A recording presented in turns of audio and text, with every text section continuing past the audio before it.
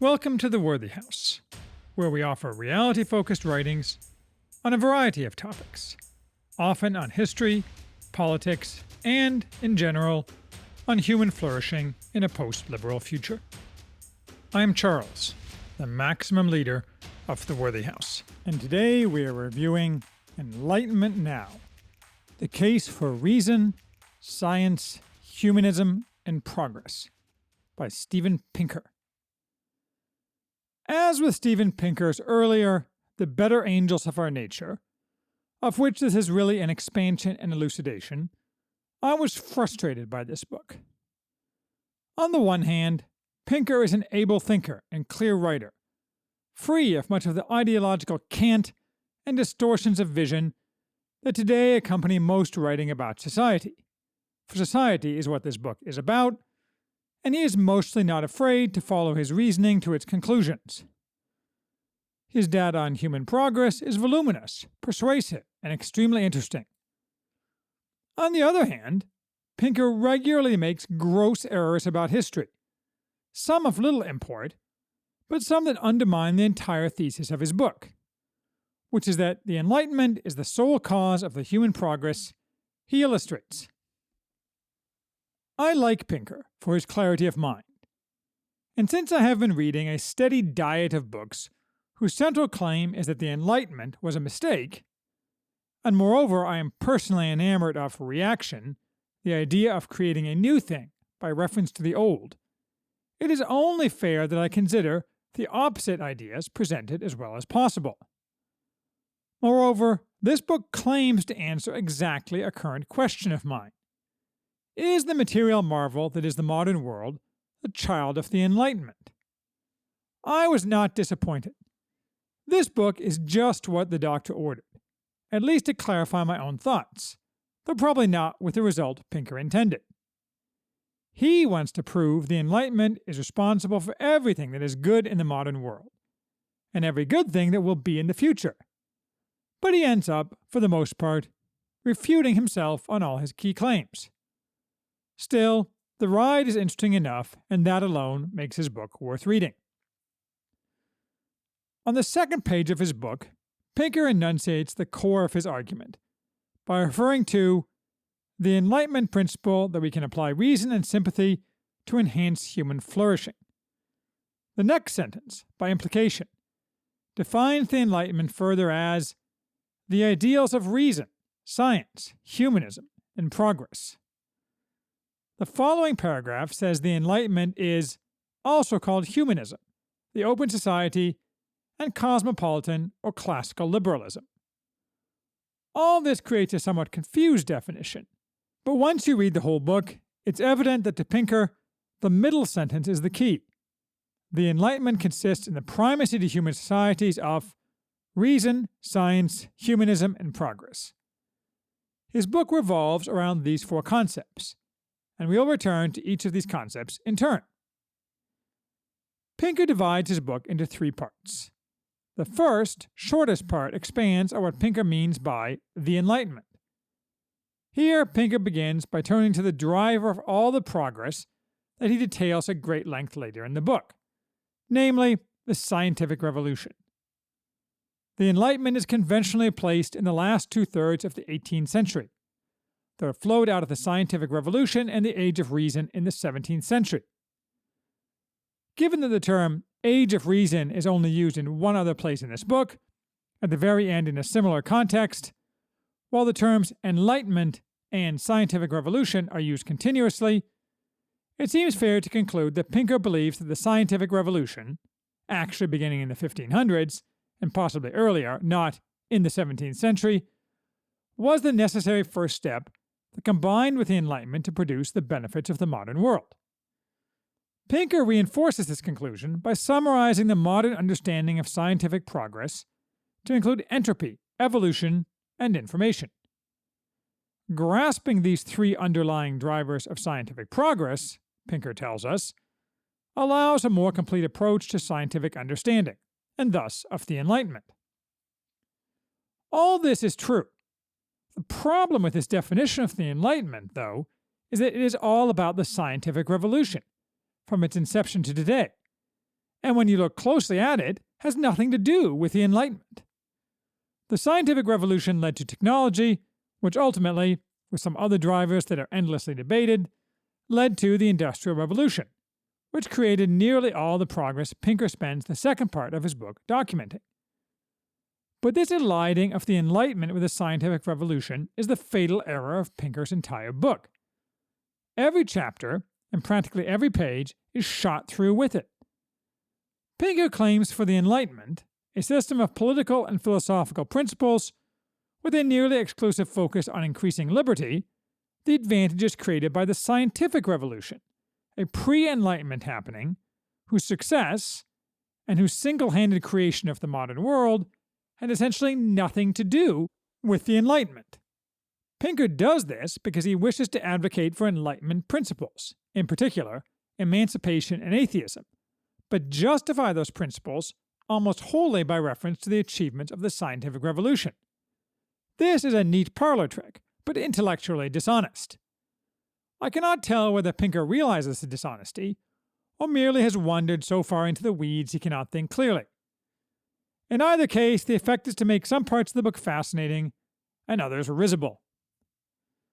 There are many, many claimed reasons for why the Industrial Revolution occurred, and why it only occurred in the West. But no serious historian claims that it was the Enlightenment that caused the Industrial Revolution, which is no doubt why Pinker glosses over the supposed linkage and offers no citations tying the Enlightenment to the Industrial Revolution, or, for that matter, to the Scientific Revolution.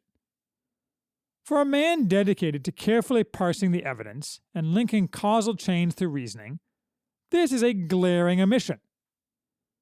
Fortunately for the reader, though, these first philosophical musings, or ramblings, only take up the first 35 pages of the book.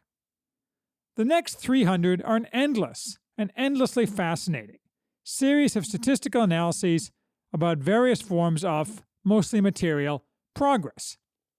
In the final 60 pages, the last third of the book, Pinker returns to philosophy, attempting to synthesize the progress he has demonstrated with his other claimed keystones of the modern world: reason, science, and humanism. Pinker's basic point about progress is a broadening of his claims about peace in The Better Angels of Our Nature. That those who think the world is getting worse are wrong, not, mostly, from malice, but from various forms of psychological bias, such as the optimism gap. People see their own lives as better than other people's. Availability bias. We make decisions based on data easily available to us, which is often weighted toward the negative. And negativity bias. It's easier to imagine how things could be dramatically worse than how they could be dramatically better. To prove this, Pinker offers 14 separate chapters, each covering a totally different area of progress, demonstrating that since the scientific revolution, human conditions have gotten better. Pinker starts with life. He shows how life expectancy, both at birth and at later periods of life, has dramatically increased over time, or rather, since the Industrial Revolution in the West, and since the early 20th century in much of the rest of the world. Next is health, to much the same effect. In both chapters, Pinker relies heavily on Nobel Prize winner Angus Deaton's The Great Escape, a fascinating book. But Pinker's philosophical confusion shows up every time he makes other than statistical claims. For example, he tells us that Deaton notes that even the idea that lies at the core of the Enlightenment, knowledge can make us better off, may come as a revelation to some, i.e., the non-Western parts of the world. There are two problems with this. First, that is not the idea that lies at the core of the Enlightenment. It is an idea that, in the West, far predated the Enlightenment, as I discuss further below. More to the immediate point, that's not what Deaton says. Since I have a copy of his book, I checked. What Deaton actually says is that people in poor countries are often satisfied with their health, not knowing it can be better. He says nothing about the Enlightenment, or knowledge in general. Unfortunately, such appeals to authority are common in Pinker's book. Surprising, since appeal to authority has been identified as a basic logical fallacy for millennia, and when the authority is miscited, it makes matters worse. The reader's suspicion is further exacerbated by Pinker's frequent habit of not offering page cites, just footnotes to books as a whole, though he does give a page cite to Deaton's book. Anyway, Pinker next turns to food, sustenance, where he again talks about the scientific revolution, including its modern continuation in Norman Borlaug's Green Revolution, Feeding the World, and then tries to claim that it was an accomplishment of the Enlightenment, and failure to feed people, as shown by Stalin's terror famines, was because supposed Enlightenment values weren't honored. That's a stretch. Next is wealth, where Pinker focuses on GDP per capita, showing the takeoff since the Industrial Revolution in the West, and more recently in some Asian countries, and the reductions in extreme poverty in other countries that have not experienced the same kind of takeoff. Following is inequality, which Pinker acutely and subtly analyzes, channeling Thomas Sowell in some cases. You can tell that Pinker is, in many areas, broad-minded by the several times he cites Sowell for different propositions, since Sowell is anathema to doctrinaire leftists. Then environment, noting that other than global warming, the environment is doing just fine and shows every sign of doing better in the future on every metric. In particular, he notes our resource apocalypses, from peak oil to supposed shortages of rare earth elements, are invariably falsified by technology in general and by hard work enabling us to produce better things with less material. He also covers peace, updating his earlier book Better Angels, and safety, noting the declines in homicides and accidents. He quickly dismisses terrorism as a tempest in a teapot. It's not just material progress that Pinker covers, although that's the focus. It's also moral progress. We are, among other things, nicer to people. Less torture, fewer executions, more value assigned to human life and happiness. True enough, but a necessary leg of Pinker's entire argument is that there was no significant moral progress prior to the Enlightenment, since prior progress would disprove the causation he claims. But prior progress in the West was very great, as anyone with any grasp of history knows. Christianity immediately obviated many of the worst moral behaviors of the ancient world, variants of which are still common in non-Christian cultures, from infanticide to the Roman practice of starving children to death in sight of a banquet to distill their organs into love potions that would enhance desire. Christianity further led to the rule of law and was instrumental in the creation of the institutions that made possible the scientific revolution. All these moves forward, as Pinker documents while glossing over their cause, led to further moral gains. To hide his embarrassment at these pre-Enlightenment advances, Pinker chants over and over again the same trite phrases about endless religious wars and repeats boring anecdotes about witchcraft and bear baiting. After these convincing chapters, convincing for their substance at least, Pinker covers some softer topics, somewhat less successfully. Generally, the less harder-edged and susceptible to statistical analysis the topic, the worse Pinker does in showing that actual progress is being made. In fairness, though, it is true these softer topics, to the extent one agrees they constitute actual progress comparable to that covered in the earlier chapters, are more tied to actual Enlightenment ideas. First up is democracy, which he claims is increasing, but Pinker helps himself over the finish line by defining democracy as basically any good government, one which threads the needle, exerting just enough force to prevent people from preying on each other without preying on the people itself. That, along with other definitional broadening from Karl Popper and John Mueller, means that democracy is redefined as any government with the rule of law and some responsiveness to public opinion. But in any case, there's more democracy, however defined, and that's progress. Next is equal rights, where Pinker goes full left, trumpeting all emancipation as good for what ails a society, and all failure to emancipate as evil incarnate. Although he seems confused, since what is evil, anyway, to someone who denies the reality of moral abstractions other than utilitarian ones? He does try to give a scientific gloss to his philosophical attachment to emancipation, ascribing it to more wealth, means more people seek self-actualization and want the same for others. Then he extrapolates to a claim that liberal values are spreading everywhere, with a lot of graphs, though we're never told what liberal values are being measured, but by implication they overlap with emancipative values. Then knowledge. We know more and we're getting smarter. Quality of life.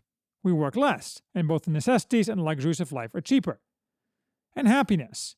We are happier, largely because we're richer, though Deaton covers this much better and more subtly.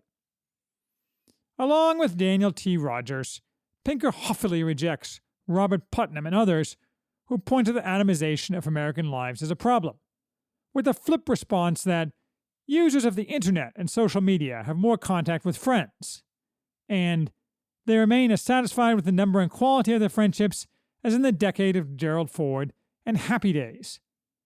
But this is obtuse. Putnam's claim wasn't that people didn't have friends anymore. It was that the intermediary institutions that were the entire basis of the success of any successful, and in particular the successful American, society had been completely destroyed, resulting in the cascading baleful effects that Tocqueville and Robert Nisbet had earlier identified and feared. Pinker totally fails to make this connection, or more likely deliberately obfuscates it, which is probably why he refers to fears of social atomization as a hysterical misconception. That's protesting too much. Not to mention that Putnam would have told him, too, that the problem was well underway by the time of Gerald Ford, so the 1970s are probably not the best comparison decade to today. Finally, Pinker points out that existential threats, from Y2K to bioterror, are grossly exaggerated. Sure, we can't know the future, but on balance, we're not all likely to wink out of existence next week, or next millennium. Of the supposed threat from artificial intelligence, he says, the scenario makes about as much sense as the worry that since jet planes have surpassed the flying ability of eagles, someday they will swoop out of the sky and seize our cattle. Ha ha. He's also heinously sexist. There is no law of complex systems that says that intelligent agents must turn into ruthless conquistadors. Indeed, we know of one highly advanced form of intelligence that evolved without this defect. They're called women. I like all this, and agree with much of it, although I could do without the constant references to Mama Cass and the Beatles, reminding me Pinker is stuck, in many ways, in the 1960s. And he's writing primarily for aging boomers, staring down both barrels of their mortality, wondering if their lives of self-indulgence were really as pointless as they now seem. I am mostly a techno-optimist myself. However, Pinker's greatest technical error, as opposed to failure of vision, is to believe, like Joseph Tainter, that if it can't be quantified, it doesn't exist. I'm a quantitative guy, personally. I have an MBA with finance and accounting concentrations, and my wife correctly says I view the world as Neo does in the last scene of The Matrix, as cascading columns of numbers underlying the perceived, but merely surface, reality of things. Certainly, non-quantifiable views of human flourishing are subject to errors of perception, which is probably why Pinker repeatedly excoriates the Romantics. But Pinker is too quick to reject that humans seek transcendence, and all the new flavors of Doritos and life extension in the world isn't going to change that. Man shall not live by bread alone. Pinker is fond of quoting Jesus, always with a sneer, but he does not offer us that truth because it scares him, since it cannot be quantified. But the unquantifiable aspects of progress are a topic too long to get into in this review. Pinker wraps up progress by talking about its future. He does this by making totally unsupported claims about the origin of progress. Since the Enlightenment unfolded in the late 18th century, life expectancy across the world has risen from 30 to 71, and in the more fortunate countries to 81. The Enlightenment is working. For 2.5 centuries, people have used knowledge to enhance human flourishing. Therefore, it's going to continue, don't you know? No logic is offered, just repetition of the mantra of knowledge and trying to tie the Enlightenment to the scientific revolution by repeatedly mentioning them in the same breath. It's not convincing, In fact, it comes across as desperate. Embedded within all this proof of progress, for proof is what it is. We can quibble, or call it incomplete, but only a fool would say that material progress since the scientific revolution and the industrial revolution has not been immense. Is the truth, difficult for some to accept, that all this progress was caused purely by, and until recently only affected, the West. It is the Western world has gotten better. And finally, after 400 years, some of those benefits have been adopted by others. That's it. This is not a global phenomenon in cause. It may not be a global phenomenon in effect. If the inferior cultures of the world, for whatever reason, refuse to accept the gifts offered by the Western scientific revolution. Pinker doesn't make this point either, though I can see why. It's inflammatory and distracts from his argument. He does admit that his first love, the Enlightenment, was a wholly Western phenomenon, a topic he shuffles away from quickly, mumbling about how ideas have no home, which may be true, but they do have a birthplace. There are two topics related to progress that Pinker avoids like the plague, mentioning them only in passing and in lists of other related topics. Those are slavery and abortion. Why he avoids them is obvious if you give it a little thought. Slavery he avoids because all progress toward eradicating it was based on a religious belief. The Enlightenment was not relevant. Slavery had been increasingly frowned upon by the Church, to the point of disappearing in Europe long before the High Middle Ages. It made a comeback outside Europe with the conquest of the Americas, with intense debate about its morality applied to Africans and Indians within a Christian framework, and it was solely Christian believers in England and America who ultimately pushed for the ending of, and ended, slavery. Pinker's beloved Enlightenment had almost nothing to do with it. In fact, most of his precious Enlightenment thinkers, like Jefferson, were fine with slavery. This is not convenient to the thesis that religion is poison, and the Enlightenment made us all free, so it is glossed over. For similar reasons, Pinker avoids abortion. If violence is decreasing, and infanticide is a horror equivalent to public torture executions, why is abortion okay? Pinker never explains. In fact, he once lists abortion in a list of bad things in which the United States leads, including homicide and incarceration. The reader suspects that Pinker is either unable to overcome his own internal cognitive dissonance, or is afraid of no longer being invited to the right parties if he suggests that abortion should be treated as a moral bad. In fairness, he did address this in Better Angels, where he admitted that abortion logically is indistinguishable from infanticide. Another topic that Pinker studiously avoids is China. Yes, he mentions China in various sections on progress. But since China embodies the very opposite of Enlightenment political thought, in particular emancipatory values, its progress is hard to square with Pinker's thesis that the Enlightenment is solely responsible for all progress. It is easy to square, though, with China adopting Western science and rejecting Western political values, which is exactly what has happened, which suggests those political values are not, in fact, important for, or even related to, progress. Again, though, the reader is offered no thoughts in this direction. Pinker only sees two possible threats to ever more progress. The first is economic stagnation, which he dismisses the possibility of with, in essence, not going to happen because I say so. Not for Pinker grappling with Robert Gordon's The Rise and Fall of American Growth and its claims that productivity is likely to stay low, which he does mention, or Peter Thiel's lament, we wanted flying cars, instead we got 140 characters. Mostly he doesn't grapple with those arguments because he's falling all over himself to get to the real threat to progress, Donald Trump. Pinker offers an insane list of caricatures and falsehoods about Trump, and more generally, all Republicans, for good measure throwing in pro-Brexit Britons. Did you know that Trump opposes all of life, health, wealth, the environment, safety, peace, democracy, and more? That is, Trump is opposed to progress and wants to strangle it, then throw its body into a fire and dance naked around it. Pinker does everything but Photoshop a picture of Trump with a red suit, a tail, horns, and a pitchfork, and folded into the center of his book. This section goes on in this vein at great length, but in the entire book, every few pages, Pinker snarls and foams at the mouth about Trump, attacking him irrelevantly while discussing unrelated topics. I suppose, like the mad dog he resembles here, Pinker can't help it, since he very evidently suffers from Trump derangement syndrome, which relates to the older leftist derangement syndrome in the same way that Ebola does the common cold. But it's at this point that Pinker's book starts to go off the rails. Not the stuff about Trump. That's just boring, and par for the course in these days of resistance, though it is certain to make the book date badly, whatever the future holds.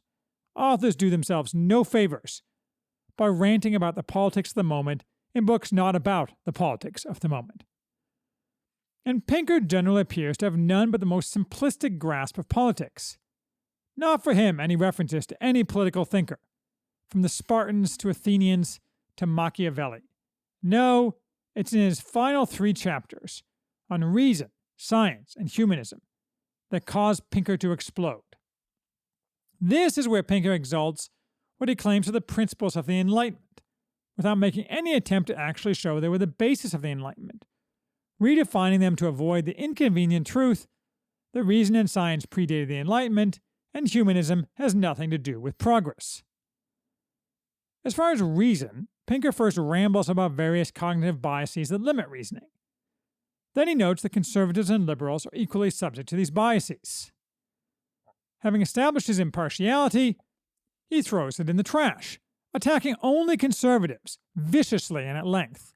Jonathan Haidt would be appalled.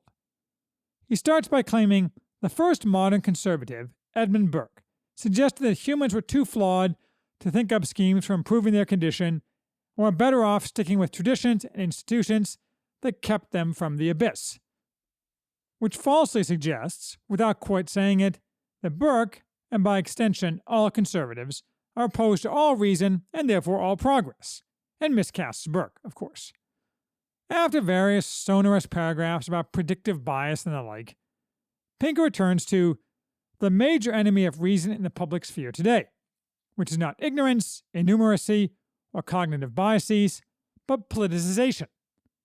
It's a little bit of a problem that all academia has been politicized by the left, but the real problem is a Republican Party that has become synonymous with the extreme right, which has undermined the institutions of democracy. Only Republicans gerrymander. Only Republicans encourage unregulated donations from moneyed interests. Only Republicans politicize the Supreme Court. Only Republicans shut down the government when their maximum demands aren't met.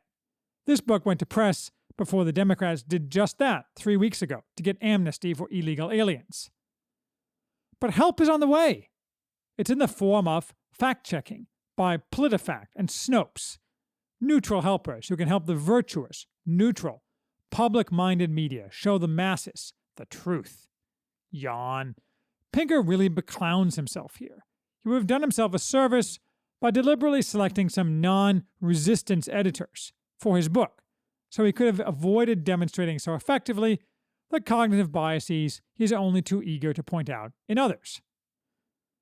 But the even bigger problem is that reason is not a feature of the Enlightenment. Pinker really, honestly, seems to think reason was invented in 1750. This is laughable. Reasoning about first principles, about reason itself, has always characterized the West. The idea that people were irrational until the Enlightenment is totally bizarre. And for good measure, Pinker seems to think anyone living before 1600 AD was somewhere between credulous and stupid. An obsessive pursuit of reason in the most refined forms possible has always been the hallmark of the West, starting with the ancient Greeks, through the Neoplatonists, many Christian, and into its rediscovery in the court of Charlemagne, where Alcuin and Theodulf began the process of reintroducing rigid patterns of reason into the philosophical toolkit of the West. This pattern continued through the Middle Ages, early, middle, and high. Only dolts believe in the Dark Ages anymore, and to be fair, Pinker never mentioned such a thing. But then, he mentions nothing at all substantive about any era prior to AD 1600. The Western search for reason, which had no analog anywhere else on Earth, led directly to the scientific revolution, in which the Church played a critical funding and organizational role. Then that led into the Industrial Revolution. Where was the Enlightenment in this process? Nowhere. The Enlightenment was about political reasoning, which is interesting in its own right, and has to do with progress to the extent political change is progress, but not beyond. And most people would rate being able to eat and live as much more important progress than any form of political advancement. Pinker next briefly covers science, by which he explicitly doesn't mean to repeat what he said earlier about progress being based on science, but to focus on hostility to science. By this he means that anyone who sees any value to any philosophical system that is not purely based on hard science is a fool. Most attacked is Leon Kass, who is attacked throughout the book, not just here, but most of the chapter serves for Pinker to channel the British intellectual C.P. Snow, who, along with a physicist named David Deutsch, of whom I have never heard, is cited scores of times in this book. While Pinker meanders on about the need not to separate science and the humanities, what he is really getting at is that religion must be exterminated.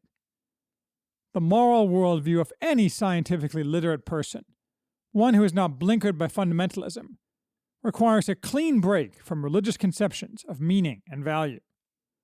Why this should be, precisely, is never explained, any more than Pinker ever explains anywhere in this book what one's moral worldview should be, other than utilitarianism, while simultaneously telling us that it is an absolute certainty that the fate of the black rhinoceros is a significant moral concern, and that a bedrock moral principle is that life is sacred. Anyway, mercifully, this chapter ends quickly. So Pinker's chapter on reason isn't great, nor is his one on science. But they are written with a golden quill by an angel, compared to his chapter on humanism, by which he means atheism. Here Pinker's unhinged bigotry is let fly.